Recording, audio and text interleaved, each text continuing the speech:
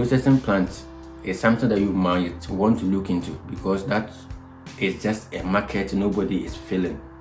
So according to research conducted in 2024, Nigeria is the largest producer of pigs in Africa with over 8 million pigs, followed by Malawi. But if you come to those who contribute major to pig production in Africa, it is South Africa. Yes, and this is due to the fact that South Africa has well-developed pig farming systems in their place. They have the slaughter facilities and everything. So value addition is very common in South Africa for them. But globally, when you take every 1,000 pigs, Africa, as the second largest continent, produces just 46. So that means 4.6% of the world's total pigs is produced by Africa, which is way below what we consumed. Between the 1960s to 2000, Africa was producing less than 1 million tons of pork. But within 2020 to 2021, which is barely 20 years afterwards, that production has doubled because the population is also increasing. But one thing that surprised me is my own country is nowhere to be found. We are not part of even the first 10 producers of pigs in Africa. We are producing under 1 million. To put Africa into these blocks, the Northern Africa, the East, the West, and then the Central, I think the West Africa produces the majority of the pigs, followed by the eastern part, which we have the Malawi, Zambia, Uganda. Uganda as a country even produces more pigs compared to what Ghana is producing. And what that does tell us, that there's the need for us to also up our game if we're in Ghana. But the least producers in Africa are those in the northern part of it, because we have the Egypt, the Morocco, the Tunisia, and this is as a result of the Islamic activities there. Nevertheless, they have pigs in their place. But one thing also that surprised me was Burkina Faso having a lot of pig population than many countries in West Africa. I was shocked to know that. So as part of the Pigversity series on this research work I'll be reading and then breaking down for you, you come out with a lot of articles, a lot of findings about our industry. And the goal of all this is to ensure that I'm able to expose you. If you want to start pig farming, you know what to come into. And maybe you want to come as an investor, you know where to support and what to bring on board. So I'll break this series down to ensure that you have your stake at the end of it, so you can decide for yourself. But the truth of the matter is that pig farming is gaining grounds, because globally it is the #1 most consumed meat. But when we bring it to Africa, it is the 5th consumed meat after poultry, goat, sheep, and then beef. So this is a research by a group of people in 2024, and then they came up with these findings about our pig farming activities and why Africa needs to up our games. But I was happy to know that the majority of the contributors of these pig farmers are not commercial farms. They are the smallholder farmers we have. The people I'm well motivated to empower. They are the very people contributing to the pork industry. Mainly also using a combination of one of the 3 systems of production, which is the intensive system where the pigs are housed inside and fed for, or the extensive or traditional way, or the backyard, however you call it. You just put your name on the pigs. These are my pigs, but you don't feed them.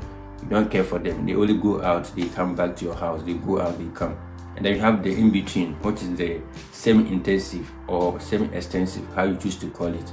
That one, for some time, you feed them and care for them. Sometimes you just neglect them to just be on their own. So that is the systems we have, 3 of the systems. But at the end of it, I was happy that the smallholder farmers are the one championing the contribution of pork on the African continent.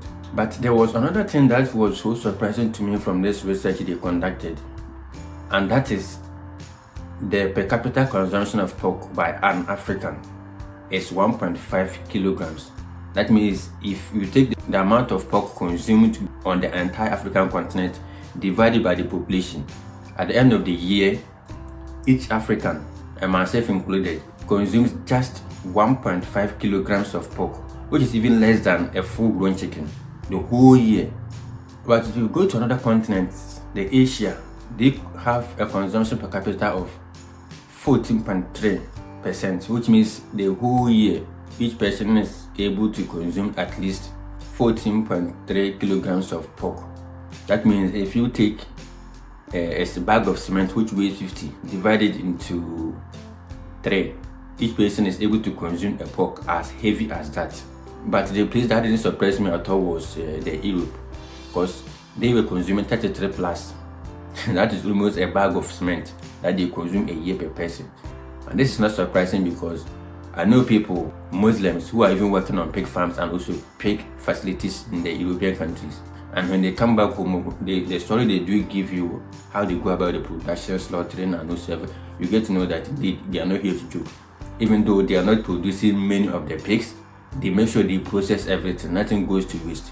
They have the facilities well developed that once the animals are ready, they come to convey them to the slaughterhouse, process them and cut them into pieces, and some into bacon and sausages, which we even end up getting some in Africa because we import a lot.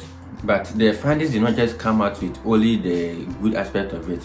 The challenges that pig farmers are facing on the continent, I mean Africa, which is the second largest continent in the world. The first of it is disease outbreak, and with this they spotted African swine fever to be the major issue disturbing many pig farmers across the continent. And the second one is low developed infrastructure, and this I can testify it even as a Ghanaian. The market is not structured. There is nothing like proper infrastructure for us, especially the slaughter facilities. And then the next one is also the high cost of feed, and this is very true. I buy feed on a weekly basis and I know how much it costs to stock feed for even just 20 animals. And that has also been one of the reasons why we are not able to produce in large numbers. And this is as a result of the fact that we are not producing many of the raw materials here. There's no way you find a very large Ghanaian farm or an African farm worth thousands of hectares. You don't see it like that. But in the developed world, they are able to farm on the scale. And when that happens, it means they're able to take advantage of the economies of scale. So they are able to cut down their costs using these machineries and being able to expand their farming. And with that, the feed cost ends up coming down for them. And the next one they found out from this research was also low market systems. And this low market or the underdeveloped market system is as a result of we farmers not adding value to our produce. We only rely on people who come to pick the live animals and take to their side. So value addition is something that is making us not gain much from what we're doing as pig farmers. And you know what? Once there's a disease outbreak, we need the veterinarians. And the research also stated clearly how veterinary access is very difficult for the average African. So this all comes together to ensure that we are not able to produce what we need to, and we are not able to perform at our full capacity. I know that climate change also affected, where heat stress is able to affect the reproduction rate and also the number of piglets that are even born. So if you used to get 14 piglets from a particular sow, there will be a point where you only get 4, 5, or maximum 7 from the same sow because of climate change. So this climate change we're talking about, it's not just for the outside world. Africans as people should also be much concerned and also have interest in these climate activities. And aside this, the one thing that also affects farmers is technical know-how. Technical know-how. You are just guessing works on the farm. You do this, it doesn't work. You repeat another procedure, it doesn't function for you. You call another person, you change. Like, there is no standard way of doing things. So everybody's just like doing what they want. If it works, fine. If it doesn't, fine. I just want to ensure that you don't just do anything like that. Let me do anything how I want to do it, but I'll have to come out with something that will benefit you, so you can go in a very structured form. But that is also a part of the problems you have in Africa. Low technical know-how for these farmers. It will surprise you that some don't even know how to go about pricing. If you tell them we sell per kilo, they don't even doubt. I'm not aware of that. For me, when I get this amount, I think I'm okay. But if you assess the animal, you could see that this person could have made maybe 2 times more after selling by the kilos, but he didn't know it. And what happens, these people are not able to expand. They are always at where they are. A small farm with the same number of animals, 10, maybe 15. So what this should also tell you, if you're a business-minded person, is that once there are challenges and problems, that means there's definitely opportunity for you. So I'm going to also highlight some of the solutions and opportunities they came up with. One is food security, because Africa, by the year 2050, that the population is supposed to double, billions on the continent. And what that means is we need to have more people producing food. Food security is very important for us. And pork is one of the ways we can contribute massively to the protein source, but with more modern systems and also advanced practices to help us. And the second one is the job and employment creation. And you say pig farming, people always think as an employment for the farmers or the producers alone. No, we have traders, the butchers, the processors, the transport owners, logistics, feed supply companies. They are all employment they create within the pig farming space. If you go to a pork stand or a cold store, somebody is standing by that place selling the pork, and that is an employment for the person. And this pig was slaughtered by another facility, so the processor also has employment to himself and also employing other people. We have people who carry the goods, the feed from the site of production before it gets to the rightful stores where farmers now go to pick.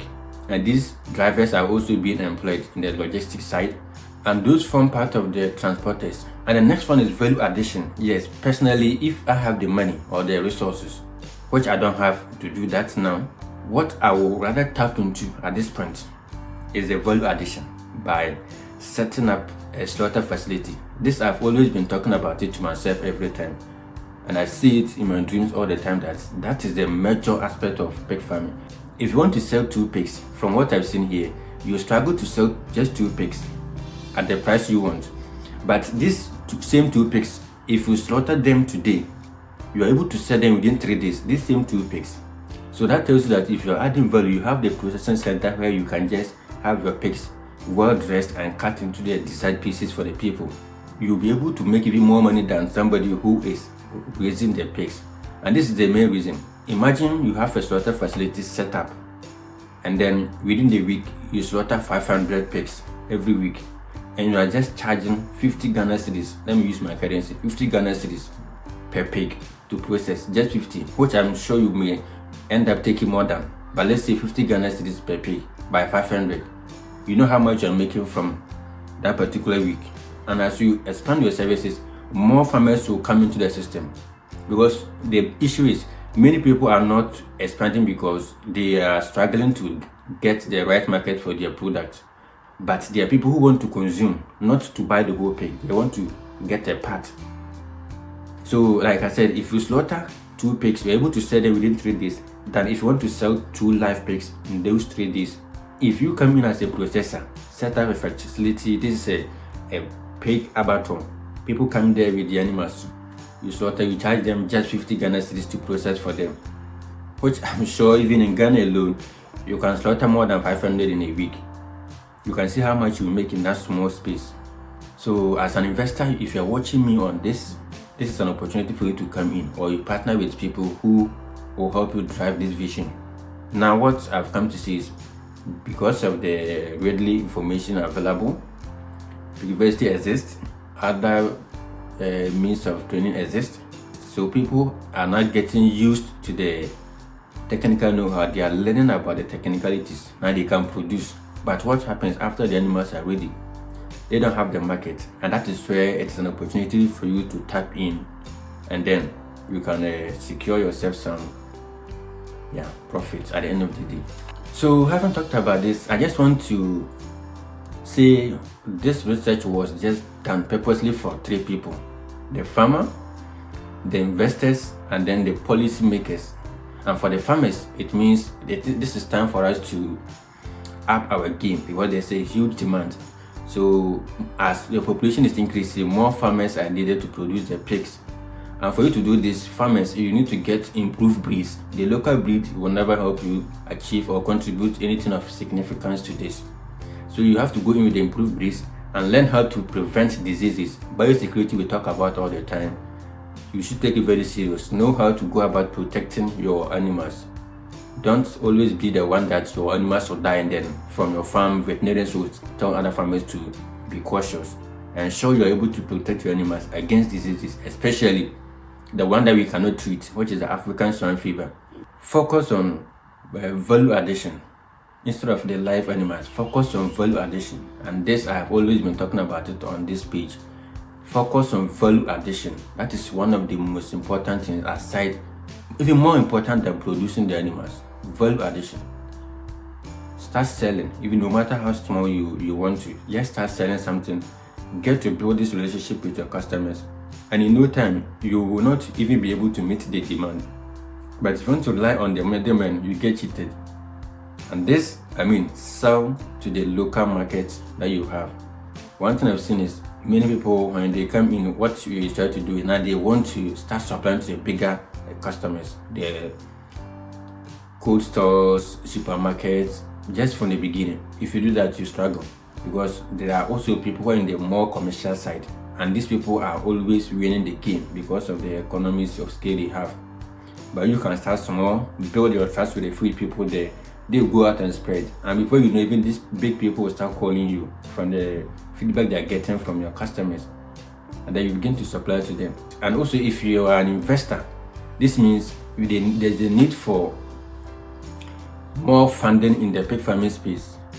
Many farmers with the right funding will be able to do magic than you can even imagine. You can invest with these farmers. If you don't want to get involved in the work, give them some money and just be a silent investor. You watch from afar and they do the work for you. At the end of the day, you have your share from it. And also, there's the need for processing plants.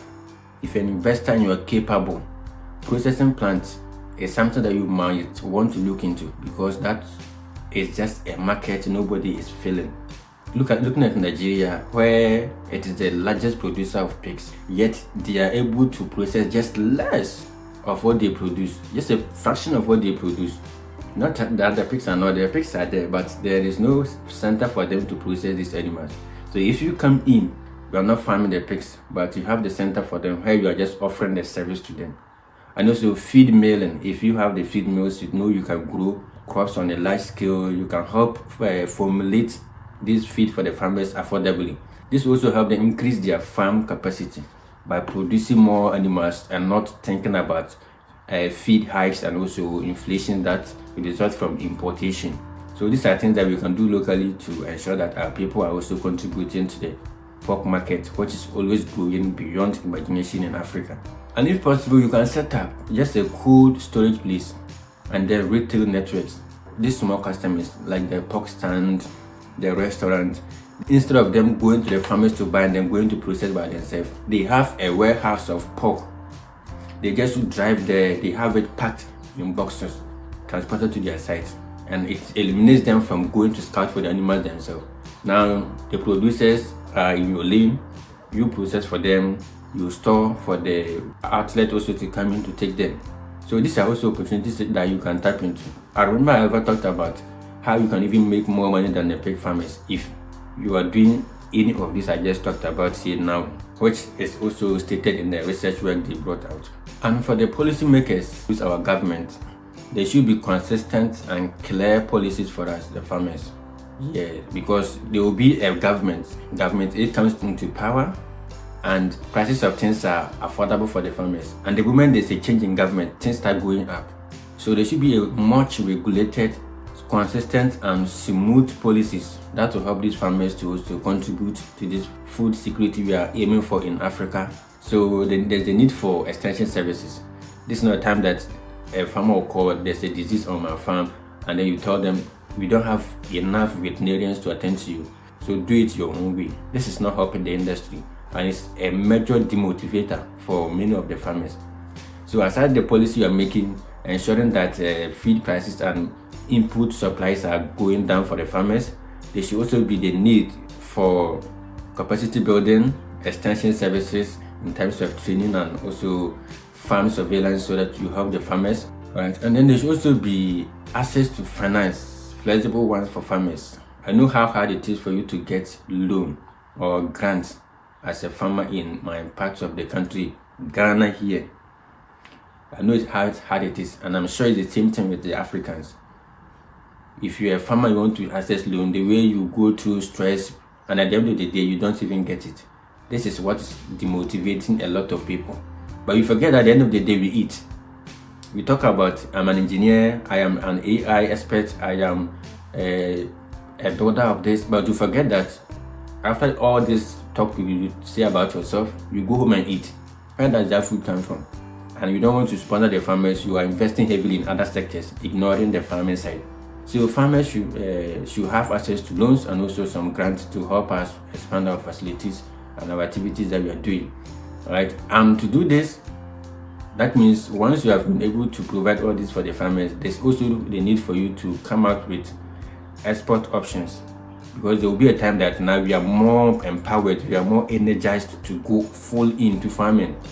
And when that happens, it means we might end up saturating the market here, and that will call for us to also export to people who are also beginning to pick up.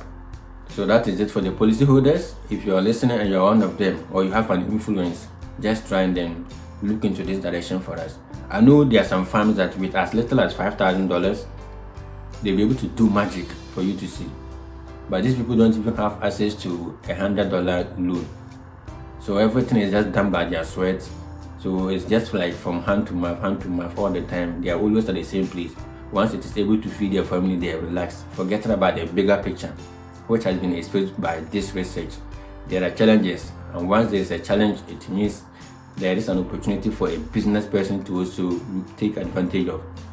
And I just want to say, it is not good for the very second largest continent as Africa, producing only 46. If you pick any 1,000 pigs population, Africa has just 46 in it, and it is very bad.